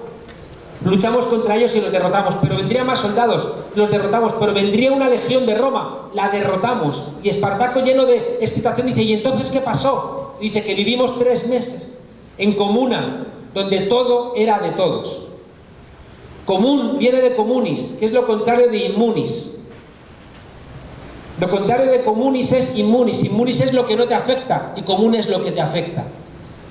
Y le dice este esclavo levantado a Espartaco: vivimos en comunidad donde todo era de todos. Y de repente, fíjense ustedes, fijaos, a Espartaco le hace un clic en la cabeza y el dolor del látigo se convierte en conocimiento, porque ya sabe que podía no haber látigo. Y empieza lo que yo llamo la ecuación de la transformación: doler, saber. Y de repente Espartaco empieza a darle vueltas a la cabeza, porque ya sabe que puede no haber látigo, y cada vez que le dan con un latigazo le duele especialmente. Los seres humanos, cuando sabemos el origen de nuestro dolor, activamos el tercer elemento, que es la voluntad, para acabar con las causas de ese dolor. Doler, saber, querer. Y Espartaco dice: yo no quiero que me den latigazos, no quiero. Pero se da cuenta de que él solo no puede hacer nada. Un día, después del almuerzo, reúne a todos los esclavos cuando están los soldados dormitando y les dice: mirad a vuestro alrededor y decidme una sola cosa que no hayáis construido vosotros. Y los esclavos miran a su alrededor y dicen: todo lo hemos construido nosotros. Mirad otra vez a vuestro alrededor y decidme qué es vuestro. Y los esclavos miran a su alrededor y dicen: nada es nuestro. Y entonces Howard Fast toma una frase del manifiesto y dice: entonces, en la rebelión no tenemos nada más que perder que las cadenas. Cuarto elemento: doler, saber, querer, poder. Y puede porque ya no está solo, sino que esa misma conciencia la ha sembrado entre los demás esclavos. Y al final hacen. Doler, saber, querer, poder, hacer, se levantan. Y ya digo, ponen en jaque durante un año al ejército más poderoso de la historia. ¿Por qué? Porque han transformado el conocimiento, el dolor en conocimiento. Una parte importante de lo que ocurre en nuestras sociedades es que no procesemos el dolor, que estemos enganchados a Netflix, donde constantemente nos ofrece series que si no vemos vamos a ser profundamente infelices. Y todos los fines de semana hay un partido del siglo, que si no lo vemos nos hemos perdido nuestro paso por la tierra. Y constantemente nos están ofreciendo analgésicos para que el dolor no nos duela. Los analgésicos lo que hacen es ocultar el dolor, y el dolor es un mensaje que lanza el cuerpo para hacerte saber que hay algo enfermo. Pero si tú lo ocultas con analgésicos, la enfermedad sigue creciendo. Por tanto, fíjense ustedes, uno de los elementos centrales de este modelo que dificulta que las fuerzas políticas progresistas puedan pensar alternativas es la incapacidad que tenemos de convertir el dolor en conocimiento. Termino planteándoles qué creo, y solamente se lo anuncio, que tenemos que hacer. En primer lugar, creo que tenemos que explicar el dolor. Tenemos que ser capaces de hacer buenos diagnósticos, tenemos que volver a estudiar. No existe una izquierda que no estudie. Tenemos la obligación de estudiar y contar nuestras conclusiones para explicar ese dolor que todo el mundo puede entender. Sobre todo para que no se desperdicie, como dice mi maestro Boaventura de Sousa Santos, para que no se desperdicie la experiencia. Tenemos que hacer algo también que nos compete a todos los que estamos aquí. Tenemos que comportarnos cada uno de nosotros de acuerdo con esa sociedad que estamos soñando. Es verdad que no tenemos el marco de cómo va a ser esa sociedad alternativa, pero cada vez que hacemos algo tiene que ser compatible con esa sociedad que soñamos. Y esto es una cosa que está en las manos de todos y todas nosotras. Podemos, cualquiera de nosotros puede comportarse de manera que nuestro comportamiento adelante esa sociedad que queremos. No tenemos, es verdad, no tenemos una alternativa al modelo capitalista, no tenemos una alternativa a la democracia representativa, pero cada vez que cualquiera de nosotros dice no Y ese no es un no individual, sino que es un no colectivo, es una tesela, que es ese pequeño azulejo de los mosaicos que lo ponemos en la pared. No hay dibujo hasta cuando sumemos muchos noes. Y cuando sumemos todos esos noes colectivos, que ya les digo, adelantan esa sociedad que queremos, ahí va a aparecer poco a poco el dibujo. Tenemos la obligación de desenmascarar a los mentirosos. Tenemos la obligación de desenmascarar a los corruptos. Y es duro, pero tenemos que hacerlo. Tenemos también que recuperar nuestros valores. En el libro cuento una historia que me emocionó. Un compañero, el padre de una gran amiga mía, carpintero. Resulta que estaba haciendo una casa en el norte de España, en Euskadi, y la dueña de la casa era una señora caprichosa, rica, que le hacía constantemente: no me gusta esa esquinita, cambia todo, porque lo quiero de otra manera. El caso es que le hizo una escalera de madera y le dijo: ahora agarra el hacha y la rompes para que parezca vieja. Y este hombre carpintero dijo: no voy a hacer eso. ¿Por qué? Porque la escalera está bien, está hecha, está muy bonita, la he trabajado, me ha llevado mucho tiempo y no la voy a romper. Y le decía a esta persona: pero ¿a ti qué más te da si te voy a pagar? Y él decía: no, porque no estás entendiendo la ética de mi trabajo. Y aunque puedas pagarlo, no estás pagando romper mi ética, mi compromiso con las cosas bien hechas. Si se dan ustedes cuenta, detrás de esto hay un valor que no pertenece al modelo capitalista, que es una manera de estar en el mundo decente con los demás. Por tanto, tenemos que recuperar nuestros valores, los valores de la solidaridad, del cariño, de los cuidados, de la alegría, valores que no son mercantilizables. Decía un poeta en España: todo necio confunde valor y precio.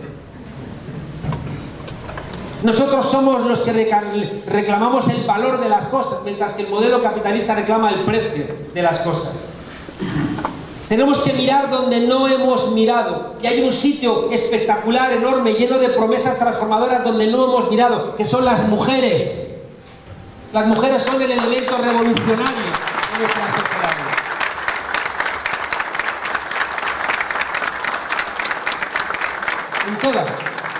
En todos los grandes acuerdos, en el modelo liberal, en el modelo desarrollista, en el modelo neoliberal, siempre las mujeres se han hecho cargo de la reproducción y de los cuidados, en exclusiva. Y dice una feminista, Nancy Fraser, que si las mujeres dicen que ya no nos vamos a hacer cargo nosotras ni de la reproducción ni de los cuidados en solitario, se acabó este tipo de sociedad absolutamente demente.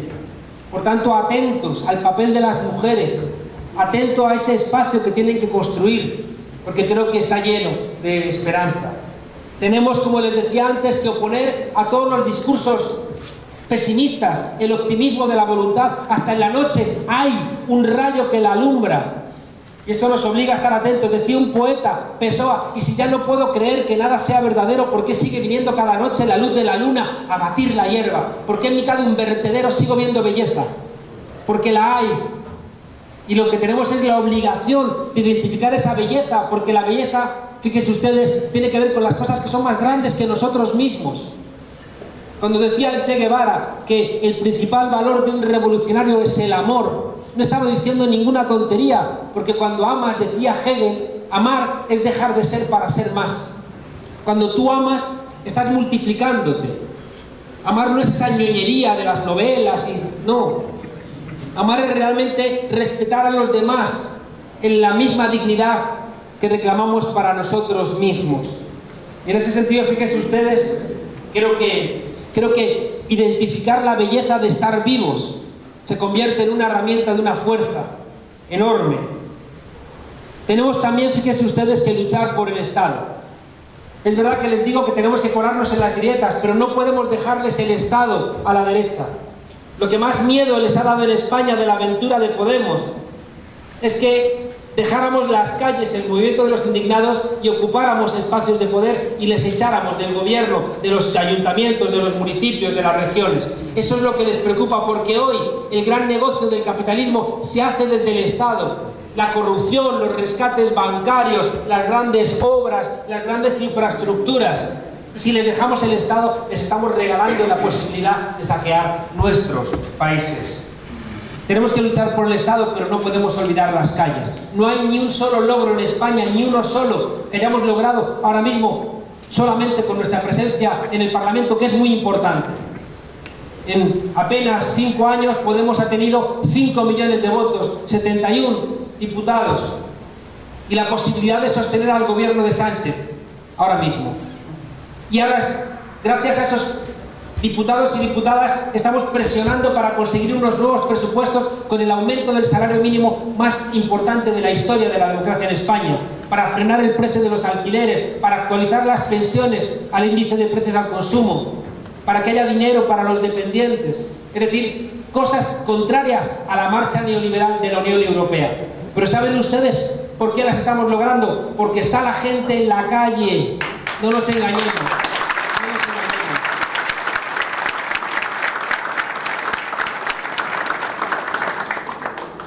Mucha tarea. Tenemos que estudiar, tenemos que hacer aquello, fíjense ustedes, que decía Gramsci, decía, instruiros, porque necesitamos toda nuestra inteligencia. Organizaos, porque necesitamos toda nuestra fuerza. Emocionaos, porque necesitamos toda nuestra alegría.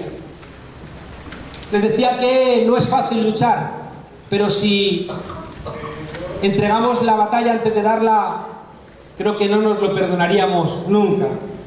Y creo que tenemos un compromiso con la gente más golpeada y también con las generaciones futuras y también con nosotros mismos.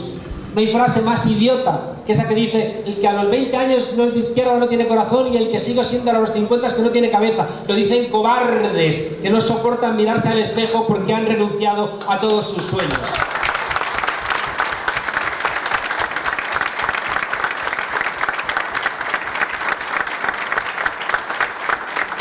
Al final, amigas y amigos, compañeros y compañeras, al final, ya digo, estudiar, instruirnos, volver a organizarnos y estar juntos y llenarnos de alegría, porque la alegría nos pone en marcha y al final se hace cierto aquello que decía Bertolt Brecht, que se nos llena la cabeza de conciencia, y solamente los pueblos con conciencia son los pueblos que tienen esperanza. Ahora mismo hay dos grandes posiciones respecto de Venezuela, donde se reconoce que ahora mismo hay un problema. Hay un problema económico, hay un bloqueo, ha habido una gestión que seguramente no ha sido la mejor, ha habido un hundimiento de los precios del petróleo, ha habido un intento también de tumbar a Venezuela. Desde el año 98 que ganó el presidente Chávez se están poniendo palos en las ruedas para que fracase. Hay que recordar que Venezuela hizo 3 cosas prohibidas por los Estados Unidos, y quien se ha atrevido a hacerlo se ha convertido en el enemigo número 1 de ese país. El primero es plantear que el intercambio de petróleo mundial no se tenía que hacer en dólares. Todos los que han planteado esa idea han sido como asesinados, como Gaddafi, o sacados de su puesto a través de montajes como Strauss-Kahn del Fondo Monetario Internacional, más allá, que fuera real lo que hiciera, o esa demonización constante de Venezuela. El segundo error de Venezuela fue montar una alianza regional. Estados Unidos ha estado siempre en contra de la Unión Europea, por eso ha apoyado el Brexit y por eso está apoyando a los partidos de extrema derecha en Europa contrarios a la Unión Europea. Siempre estuvo en contra de la Unión Africana, siempre estuvo en contra de la Unión Árabe. El presidente Chávez colocó en su justo lugar a la OEA, que era el Ministerio de Colonias de los Estados Unidos, como dijo el Che, y creó la UNASUR. Y creó algo que fue terrible. Aparte del ALBA, hay algo de lo que se habla menos, que me lo recordaba el otro día, donde tuve uno de los honores de mi vida, que fue cuando estaba en Buenos Aires. Me invitó el presidente Lula a visitarle en la cárcel, cosa que le dije que por supuesto que para mí era un honor. La semana anterior había estado visitándole Chomsky, Noam Chomsky. Para mí fue un honor ver allá a un hombre justo, un hombre honrado, y viendo en una celda, como él me decía: Monedero, no nos engañemos, estar aquí es una mierda. A ver si alguien iba a pensar que estar en la cárcel es un regalo. No, él me dijo: estar aquí es una mierda, pero sé por qué estoy aquí. Era consciente de que no le iban a permitir gobernar, sobre todo cuando en México había ganado López Obrador, porque Estados Unidos no podía permitirse, ¿no?, que estuviera un gobierno de izquierdas en México y un gobierno de izquierdas en Brasil. Y me contaba él, que me habló muchísimo de su relación con el presidente Chávez, me comentó que una de las cosas más importantes que puso en marcha Chávez fue un comité de defensa latinoamericana. Es decir, que se pusieron de acuerdo los diferentes países latinoamericanos para tener una defensa compartida. Y eso es un pecado para los Estados Unidos, que quiere tener a su cuarta flota, su quinta, la sexta, sus marines, su OTAN, y no quiere que los países latinoamericanos compartan nada que les pueda hacer más fuertes en su soberanía. Creo que el pecado de Venezuela ha sido ese. No que les interesen los derechos humanos, no. El pecado de Venezuela fue que unió a América Latina, que estableció la posibilidad de que el negocio del petróleo no se hiciera en dólares, y tercero, que le dijo a los latinoamericanos: para liberarnos de la garra de los Estados Unidos tenemos que cambiar nuestra geopolítica y acercarnos a Rusia, acercarnos a China, cosa que para Estados Unidos también es un pecado, porque considera que América Latina es su patio trasero. Creo que la muerte de Chávez coincidió además con la pérdida del precio del petróleo, con el hundimiento por culpa de Arabia Saudí, que hundió los precios para luchar contra el fracking y también para golpear a Rusia, mandatado por Estados Unidos. Creo que Maduro nunca heredó los equilibrios que había construido en Venezuela Chávez, y el hundimiento del petróleo no les permitió gestionar bien la economía. Y luego hay una cosa de la que se habla poco, y es que Venezuela nunca fue un virreinato durante la colonia, porque no tenía minas en aquel momento, no se conocían. Al no conocerse minas, no fue un virreinato, sino apenas fue una capitanía general en el puerto de Maiquetía para gestionar el cacao que le gustaba a los borbones tomarse en los atardeceres madrileños. Resulta que el siglo XIX es un siglo lleno de guerra civil, y en el siglo XX, cuando Marcos Pérez Jiménez empieza a poner en marcha el Estado venezolano, ya tienen petróleo. De manera que el Estado venezolano se construye por arriba, y es un Estado que nunca se ha caracterizado por su eficiencia. Una de las peleas centrales que tuvo el comandante Chávez fue intentar construir un país eficiente. Y él, recuerdo aquella queja suya: Dios mío, dame más tiempo. Él era consciente que para construir esa eficiencia, con una cultura del trabajo, con un respeto al Estado, el Estado no fuera ese lugar de ponme donde haya, sino que fuera realmente un espacio de servidores públicos. Él necesitaba más tiempo, porque la cultura rentista de Venezuela generaba esa ineficiencia, abría el paso para la corrupción, pues debilitaba la posibilidad de un gobierno alternativo. Chávez ha sido de las personas más brillantes que ha dado el continente latinoamericano. No hay tantos como él, y como decía Neruda de Bolívar, regresan cada 100 años. Y el presidente Maduro pues no ha podido tener el mismo desarrollo que el presidente Chávez, y además tanto las oligarquías venezolanas como las latinoamericanas, como las europeas, como las norteamericanas, han aprovechado ese momento de debilidad para intentar hacer aún más daño. Hoy, encima de la mesa hay dos grandes posiciones, porque diálogo todo el mundo es consciente que hace falta. No se puede gobernar Venezuela por un país enfrentado a otra mitad del país. Y creo que hay conciencia de que tienen que llegar a acuerdos. Hay dos grandes posiciones. Una es la que lideran los Estados Unidos, que es idéntica, como les decía antes, a la hoja de ruta que se puso en marcha en Libia. Disturbios, gobierno alternativo autoproclamado, congelación de los bienes, bloqueo, mentiras e intervención militar, que hace que hoy Libia esté en el agujero y, por supuesto, en el rastro de la democracia. Cuidado con lo que plantea Donald Trump.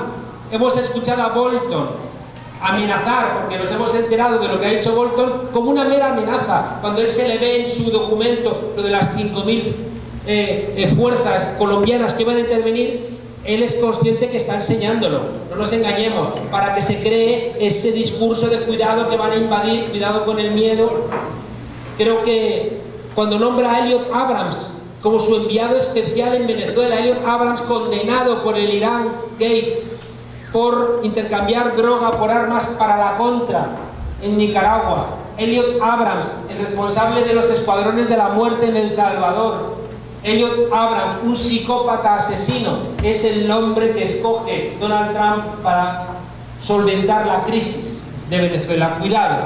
Cuidado porque cualquier intervención en Venezuela se va a zanjar por un baño de sangre, porque hay 6 millones de venezolanos y venezolanas apoyando al presidente Maduro.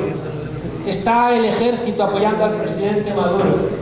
Está buena parte de la izquierda latinoamericana apoyando al presidente Maduro y no van a soportar otra vez una salida militar. Está apoyando China, está apoyando Rusia, está apoyando Naciones Unidas, que acaba de decir que reconoce al presidente Maduro. Naciones Unidas.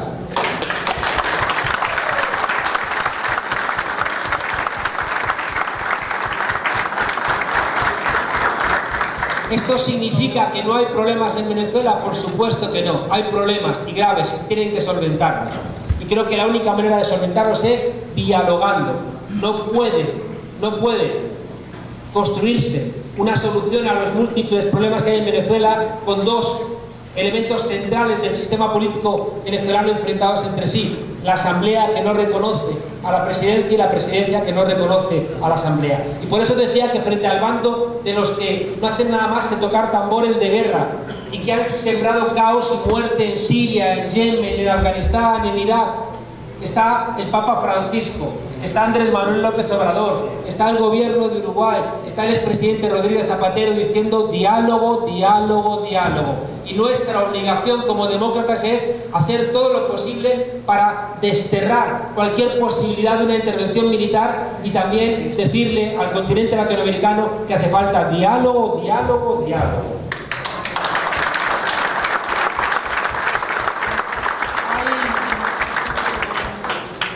Ahí decía Marx que uno de los elementos centrales es la alienación. Claro, cuando nos alienamos dejamos de incluso defender nuestros propios intereses. Pero hay una cosa que es una realidad: no hemos permitido a las mujeres ocupar espacios. Miren, cuando muere Franco en el año 75, hay 3 amnistías, y la última amnistía para sacarnos a los presos del franquismo es del año 77. En el año 77 las elecciones primeras después de la muerte de Franco son en el año 77. Y esta amnistía es un par de meses antes de las elecciones.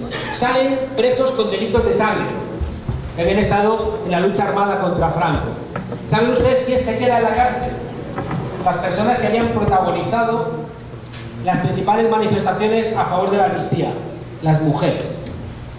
Abortistas, adúlteras, porque el adulterio era un delito, y prostitutas. ¿Saben por qué? Porque la izquierda decía que la lucha de las mujeres era una lucha burguesa, que la revolución la hacían los obreros, y como las mujeres no eran obreras sino amas de casa, la lucha de las mujeres era pequeño burguesa y debilitaba la revolución. Toma ya. Eso lo hacía la izquierda, en un dechado de inteligencia inenarrable. Por tanto, hemos hecho constantemente todo lo que estaba en nuestra mano para que las mujeres no tuvieran espacio.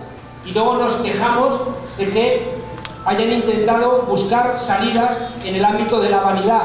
No. Mi experiencia en España y en Europa es que las mujeres, claro que quieren sentirse guapas como nosotros. Estaría bueno, ¿no? A ver si vamos a querer estar feos. No, queremos estar guapos porque nos sentimos mucho más a gusto, por supuesto. Otra cosa es confundir, ¿no?, esa voluntad de sentirnos guapos por sentirnos solamente eso, o convertirnos simplemente, ¿no?, en maniquíes. En España ha habido una sentencia muy fuerte de La Manada, que igual ha llegado aquí, donde 5 tipos violan a una chica joven, borracha, ebria, en un portal, y no la acusan de violación porque dicen los jueces que no estaba claro que ella no hubiera consentido. Las leyes, que las hacemos los hombres, dicen que si la mujer no muere impidiendo una violación, es que a lo mejor ha consentido. Y resulta que lo que hacemos los hombres, que somos los que escribimos las leyes, es entender que la mujer es un objeto nuestro y que solamente entendemos que hay un delito si la mujer ha salvaguardado nuestro honor como hombre, que es salvaguardar su sexo de cualquier agresión. es un disparate que lo que demuestra, como les decía antes, que el Estado siempre lo heredamos y el Estado siempre expresa quiénes han ganado las luchas históricas. El Estado no es solamente un instrumento de clase, como ha dicho torpemente el marxismo. El Estado es algo más complicado. El Estado tiene sesgos de clase, de género, de raza, escondidos en las leyes, en los funcionarios, en los protocolos de comportamiento, en las fiestas, en las celebraciones, en las leyendas, en las constituciones. Y ahí hay un sesgo siempre, siempre, siempre de género. Está ahí escondido.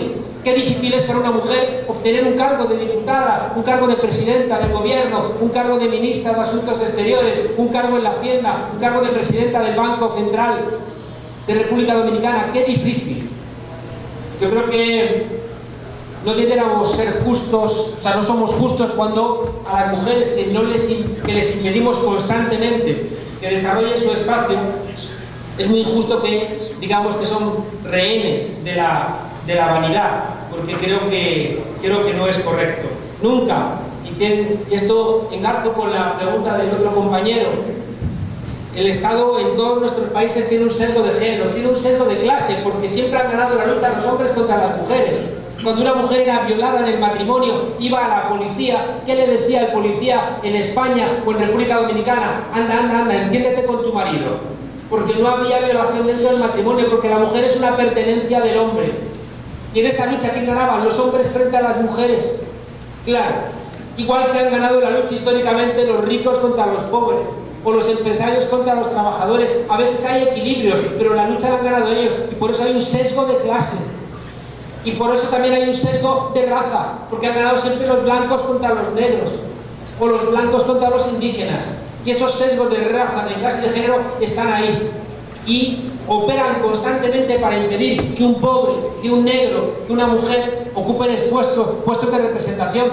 ¿Cuánta gente es decana de las facultades siendo mujer, siendo negra, siendo de familia humilde? Pues muchas menos que siendo hombre, blanco y de familias ricas. ¿Saben qué ocurre? Que cuando alguien es mujer, negra, negro, indígena, pobre, le reclamamos mucho más que cuando alguien es blanco, hombre y rico. Porque estoy convencido de que ese pelotero del que tú hablabas es imposible que sea más idiota que Donald Trump. Imposible.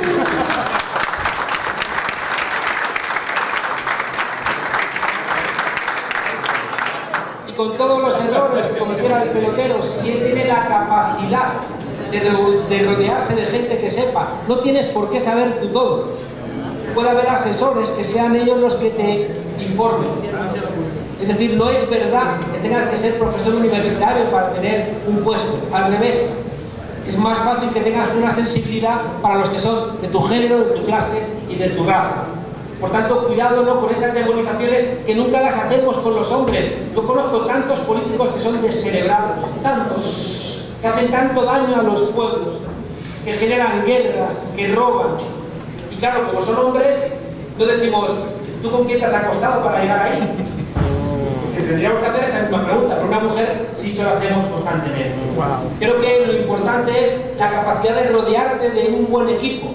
Creo que ese pelotero es inteligente no por los estudios que tenga, sino por su capacidad de rodearse o no de gente que le pueda ayudar. Creo que hay una tarea, yo creo que siempre la consciencia es previa a la revolución. Creo que las revoluciones sin consciencia son espasmos que no construyen nada. Por eso yo creo que es muy relevante ir construyendo. Decía este maestro que les decía de España, Jesús Ibáñez, nos decía que el momento previo de toda revolución es una gran conversación. Cuando nosotros pensábamos en el movimiento de los indignados en España, lo veíamos como una gran conversación que era el paso previo a una revolución. La revolución no hay que pensarlas como la revolución francesa o la revolución rusa. La revolución, decía Lula en Brasil, es comer 3 veces al día. La revolución es hacer posible lo imposible. Para hacer posible lo imposible tienes que tener la consciencia de esa alternativa. Por eso les decía antes que es muy importante hacer el viaje de doler, saber, querer, poder y hacer. Y si no tienes ese elemento de conciencia, es muy difícil puedas hacer ese viaje revolucionario. Por tanto, mi planteamiento es que tenemos que primero revolucionar las conciencias antes de la sociedad. Lo planteaba Gramsci cuando diferenciaba entre guerra de movimientos y guerra de posiciones. Hay momentos en donde tienes que hacer un movimiento, pero otras veces lo que tienes que hacer es conseguir una posición, y otras veces lo que tienes que hacer es cambiar las conciencias para garantizar ese movimiento, porque si entonces tú ganas una trinchera y no la puedes mantener, no sirve de nada.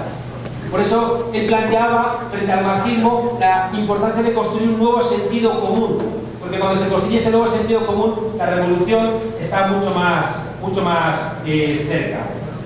Creo que los análisis realistas, a mí me gusta recalcarlos porque la izquierda hace mucho lo que llaman los ingleses wishful thinking, ¿no? Pensar deseando. Y hacemos malos análisis. Constantemente, por ejemplo, en España yo me peleo mucho con mis amigos trotskistas, porque mis amigos trotskistas siempre piensan que la revolución ya está, mira, ya está. Y yo miro, no, pero ya está.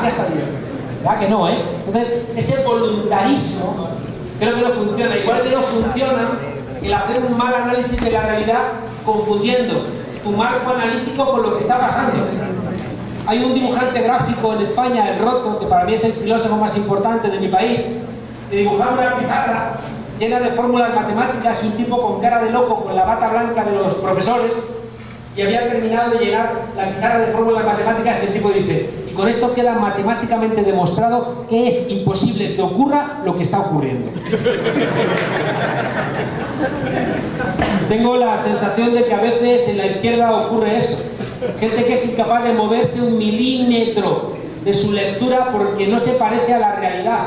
Prefieren vivir en la certeza de sus convicciones antes que mancharse las manos con la realidad que puede cambiar las cosas. Y ahí tenemos siempre un equilibrio. Como dice García Linera, tenemos que estar constantemente cabalgando contradicciones.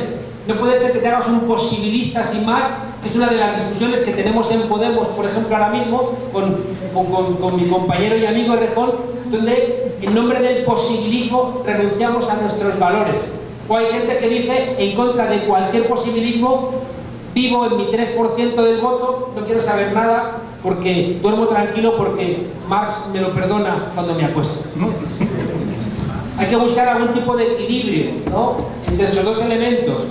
Y esos equilibrios se sancionan, fíjense ustedes, a través de enormes discusiones. No hay un punto de equilibrio que podamos señalar. Es la discusión la que nos va a acercar a un análisis más certero de cuál es la correlación de fuerzas, cuál es la ventana de oportunidad, a qué grupos podemos llegar, qué ocurre con una victoria o una derrota si damos esa pelea. Y eso no lo tiene ningún iluminado, lo tiene la inteligencia colectiva. Y por eso es tan importante en los grupos políticos que haya deliberación y discusión. Pero no puede haber dogmatismo. Y la izquierda, como nunca ha gestionado la realidad, sino que siempre ha estado pensando cómo cambiar la realidad, es muy rehén de esas construcciones teóricas que no le pasa a la derecha, porque la derecha gestiona las cosas reales. Por eso en esa gestión de lo real, a menudo nos lleva ventaja a los que queremos transformar las cosas, porque no trabajamos con los datos de lo real, sino con los deseos de la transformación. Y luego nos quejamos de que no consigamos voto, porque claro, la gente dice: no te veo fiable, porque estás viviendo en un mundo de las maravillas y la realidad está en otro lugar. Por eso yo digo que tenemos que buscar un equilibrio, no caer, ya digo, en el posibilismo que al final nos equipara con los otros. Hay una frase que me encanta de Elias Canetti, un pensador húngaro, si mal no recuerdo, pero que escribía en alemán, que decía: aullar con los lobos para que no te devoren. Y al final la izquierda, ¿qué? Al final vamos a aullar como los lobos para que no nos devoren. No. Al revés, estamos intentando luchar contra los lobos, y eso no tiene que llevarnos a convertirnos nosotros mismos en lobos. Creo que en España, en Grecia y en Portugal, que somos los últimos países que salimos de dictaduras, hay una conciencia más cercana de lo que fueron las dictaduras, y creo que eso nos ha hecho estar más alerta, y eso nos ha permitido inventar en Portugal un gobierno entre el Partido Comunista, el Bloco de Izquierda y el Partido Socialista, que es inédito en Europa. En Grecia, la experiencia de Syriza. Hace un par de semanas el comisario europeo, el presidente de la Comisión Europea, dijo que le habían roto la espalda a Grecia como una señal al resto de los países europeos. Reconoció el presidente de la Comisión que al gobierno de Tsipras, al gobierno de Syriza, le rompieron con una brutalidad enorme la espalda. La economía de Grecia es el 3% del Producto Interior Europeo, es igual que el de la Comunidad de Madrid. ¿Por qué la machacaron? Para que no salieran Syrizas en España, porque ya existía Podemos en Alemania, en Italia, en Francia. Por eso lo han reconocido que la hundieron, pero había un movimiento novedoso, todavía está ahí, bueno, haciendo lo que puede, que es Syriza, y luego en España Podemos. Yo creo que la memoria de nuestro pasado es esencial para repensarlo. Y creo que esa cercanía de la lucha contra las dictaduras sostiene de alguna manera una parte de la desobediencia de estos movimientos que les digo en Portugal, en Grecia y en España. Hay algunas preguntas que me entristecen porque son preguntas que yo también me he hecho siempre cuando estaba dominado por la impotencia. Es decir, quiero hacer algo, dame una receta, dame... Pero se me hizo tarde y me traí una varita mágica y me la dejé en Madrid. No puedo dársela. No hay varitas mágicas, no las hay en nada, en ninguna de las preguntas. Cómo formarnos, cómo hacer que las mujeres pierdan la vanidad cuando han caído rehenes de ese tipo de comportamiento. Cómo hacemos para que los jóvenes se impliquen. Miren, hay una cosa que he aprendido no en los libros, sino en mi experiencia. Yo, aunque parezco joven, ya no lo soy. Parezco joven porque no he renunciado a uno solo de los sueños que tenía cuando tenía 20 años. Por eso me mantengo con este aspecto tan jovial.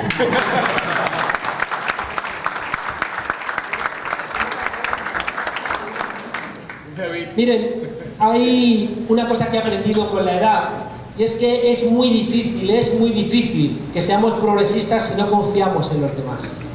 La derecha no confía. La derecha, si se dan cuenta, siempre argumenta que somos egoístas, que somos mala gente, que somos agresivos, que robamos, porque hay gente que quiere ver ese comportamiento de los dirigentes para justificar ese comportamiento también en su cotidianidad. Mientras que la gente que queremos transformar las cosas necesitamos confiar en los demás, no somos ingenuos. El ser humano no es ni ángel ni demonio, tenemos más de ángel que de demonio. Y sobre todo son las circunstancias sociales las que hacen que nos salga el ángel o el demonio. Por tanto, yo creo que hay un elemento, y por esto les insistía en que no podemos desterrar el optimismo, porque si desterramos el optimismo no hay nada. No, los jóvenes no quieren participar, no, las mujeres son vanidosas, no, los obreros... Y al final dicen, pues nada, me voy a cortar las venas, ¿no? Claro. Pero luego la realidad no es así. Hay un autor, a mí me gusta mucho, Karl Polanyi, que tiene un libro muy relevante que se llama La Gran Transformación, que él demuestra en su estudio histórico que siempre que se extiende el capitalismo siempre hay respuesta popular. Porque el capitalismo mata, amigas y amigos. El capitalismo depreda la naturaleza. El capitalismo nos hace trabajar, nos hace vivir para trabajar, no trabajar para vivir. El capitalismo nos enfrenta a todos contra todos. El capitalismo siempre produce guerras. Y ahí hay un elemento objetivo. Yo siempre digo, ¿está en crisis Podemos? Sí, ahora tenemos una pelea interna. ¿Va a desaparecer Podemos? Digo, si es que daría igual que desapareciera Podemos porque surgiría otra cosa. Porque los pueblos siempre dan respuesta a sus necesidades históricas. Siempre.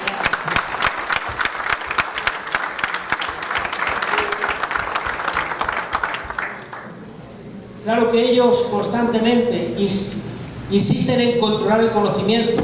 Me preguntaba el muchacho, ¿cómo nos formamos? Pues con inteligencia. Pero yo veo a mis alumnos y yo confío en ellos. Es verdad que están muy bombardeados, ¿no? Con cosas, hay que ponerles la realidad como en un espejo. Está muy bien que veamos series, pero cuidado, si estás viendo demasiadas series, igual te están engañando. Igual te están contando cosas que no son. Y luego también la gente joven tiene preguntas, tiene dudas. Lo que hay que hacer es ayudar, ¿no?, a que pueda encontrar esas respuestas y que no esté constantemente entretenido.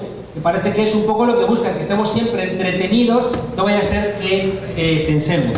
Claro, yo creo que la academia está muy dominada. Igual que el libro este de cómo mueren las democracias, hay muchos que han salido. ¿Por qué? Porque de repente la gran excusa de la teoría democrática norteamericana, que es que el ejemplo democrático del mundo es los Estados Unidos, se les rompe con Donald Trump. Y están diciendo todos, Donald Trump, ya no.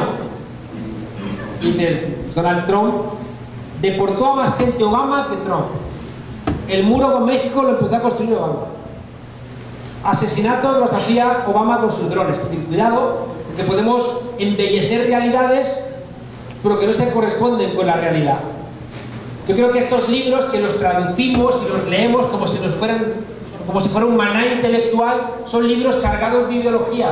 Ese libro en concreto me enfadó tanto, el de cómo mueren las democracias, que recuerdo que hasta puse un par de tweets diciendo esto es una basura.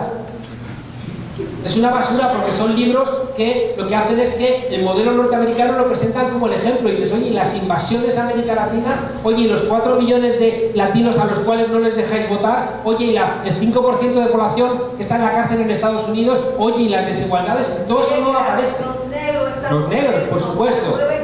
La población negra que casi cuadruplica en su porcentaje carcelario su presencia en la sociedad norteamericana. Todas esas cosas no aparecen en los análisis de estos teóricos de la democracia, que hace que la universidad sirva a menudo para reproducir el discurso ganador. En Podemos tenemos una crisis de crecimiento, han pasado 5 años y siempre el poder, siempre, invariablemente, en todos los lugares del mundo donde hay una fuerza política transformadora, siempre invariablemente va a intentar fragmentarla. Siempre va a intentar alimentar alguna disensión interna, siempre que los medios de comunicación van a presentarla como la verdadera izquierda, como los más inteligentes, como los sensatos, como los dialogantes, y al final lo único que buscan es quebrarnos y dividirnos. Aquí se juntan dos cosas que van a ocurrir en cualquier formación política, y es que hay ambiciones personales siempre hay ambiciones personales. Y las ambiciones son buenas, porque si no, no participaríamos en política, pero hay que moderarlas, porque una ambición desmesurada te convierte en un monstruo. Y al mismo tiempo, siempre en nuestros partidos, en nuestras organizaciones, en nuestros movimientos sociales, pues hay gente que está más de acuerdo con gestionar lo existente y gente que está más de acuerdo con transformar lo existente. Y otra vez ahí hay una tensión entre esos dos elementos. ¿A qué, cuando esa tensión se construye de una manera explícita, a quién van a apoyar los medios de comunicación? ¿A los que quieren transformar las cosas o a los que quieren gestionar lo existente? Pues obviamente a los que quieren gestionar lo existente, y de repente lo alimentan. ¿Qué ocurrió en España? Eso lo hicieron con el que era en ese momento el número 2, con Íñigo Errejón, que hace 2 años en el Congreso del Partido se presentó y estaba convencido de que iba a ganar porque los medios de comunicación le decían: tú eres el elegido. Y resulta que las bases de Podemos le dijeron: tú no eres el elegido, y perdió contundentemente, y nunca lo aceptó porque los medios de comunicación le seguían diciendo: tú eres el elegido, aunque no te hayan votado. Y al final, bueno, pues tenemos un problema porque entendemos que no se ha comportado como exigimos nosotros cuando hacemos valer, como decía antes, los valores. Y uno de los valores es cuidar a los compañeros. Cuando un compañero ha estado dentro del partido construyendo otro partido, no nos ha cuidado a los compañeros. Y esa es la pelea que tenemos ahora mismo. Creo que la fragmentación de la izquierda no se solventa, sino que tenemos que convivir. Tenemos todos demasiada información como para que nadie nos represente. Los partidos no van a ser como hace 50 años. Le decía Mao que tú tienes 2 ojos, pero el partido tiene 1000. Ahora todos tenemos 1000 ojos. Porque tenemos internet, tenemos más conocimiento, sabemos muchas cosas. Y por tanto los partidos van a ser espacios de convivencia, de una mayor disidencia. Por eso tenemos que ir pensando en frentes amplios. No pasa nada en que haya cierta fragmentación, porque es normal. El problema es que haya una infinita fragmentación. Porque la derecha se une, amigas y amigos, y nosotros seguimos fragmentándonos. En Chile, por ejemplo, hay un frente amplio, que creo que es lo correcto. Tenemos que ir pensando en fórmulas de frente amplio.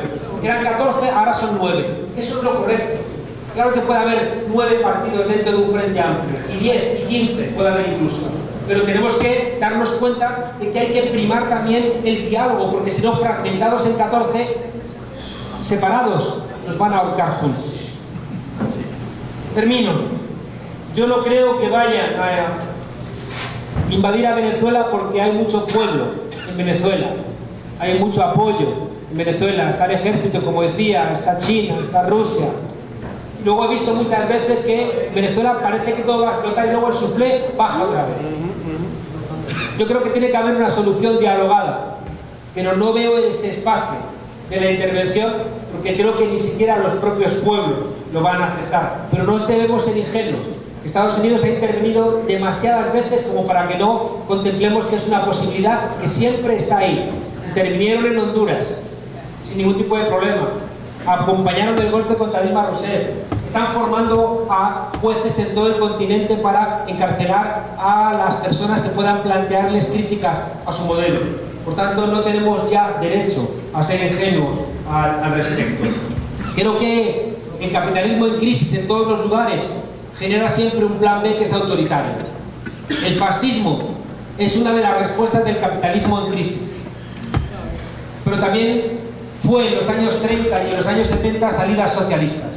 La crisis de 2007-2008 genera un ciclo de impugnación de lo existente, porque hay mucha gente golpeada, hay mucha gente que pierde sus casas, pierde su trabajo, empeora sus condiciones de vida, no puede estudiar, y esa gente se enfada. Y ese enfado lo podemos canalizar hacia posiciones democráticas o hacia posiciones reaccionarias. Creo que en Europa ahora mismo está ganando la partida la salida autoritaria. Están creciendo los partidos de extrema derecha que están ofreciendo comunidad a esa gente golpeada. Si desde la izquierda no somos capaces de ofrecer comunidad, estaremos equivocados. La Iglesia evangélica votó con Lula en las primeras elecciones. La Iglesia evangélica ha votado ahora con Bolsonaro. ¿De quién es el error? ¿De la Iglesia evangélica o de las fuerzas políticas que no han sido capaces de ganarse a los evangélicos para su causa? Ahí hay una pregunta importante. La izquierda también siempre en los años 60 renunció a la Iglesia católica, porque era el Vaticano, eran los papas que habían apoyado a los nazis. ¿Pero qué emergió con el Concilio Vaticano II? La teología de la liberación. Tenemos que pensar en la Iglesia evangélica con la posibilidad de que ellos desarrollen también una teología de la liberación.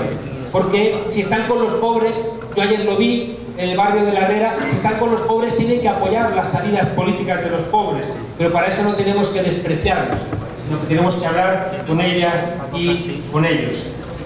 Creo que lo mejor que tienen nuestras sociedades, lo mejor lo ha traído el socialismo. Lo mejor, incluso. Y soy profesor de ciencia política y he estudiado bastante la teoría liberal. Los logros de la teoría liberal solamente se generalizan cuando la clase obrera se organizó en el siglo XX. Locke, uno de los grandes teóricos liberales, le decía al rey: el rey nos trata como esclavos, y Locke tenía plantaciones de esclavos.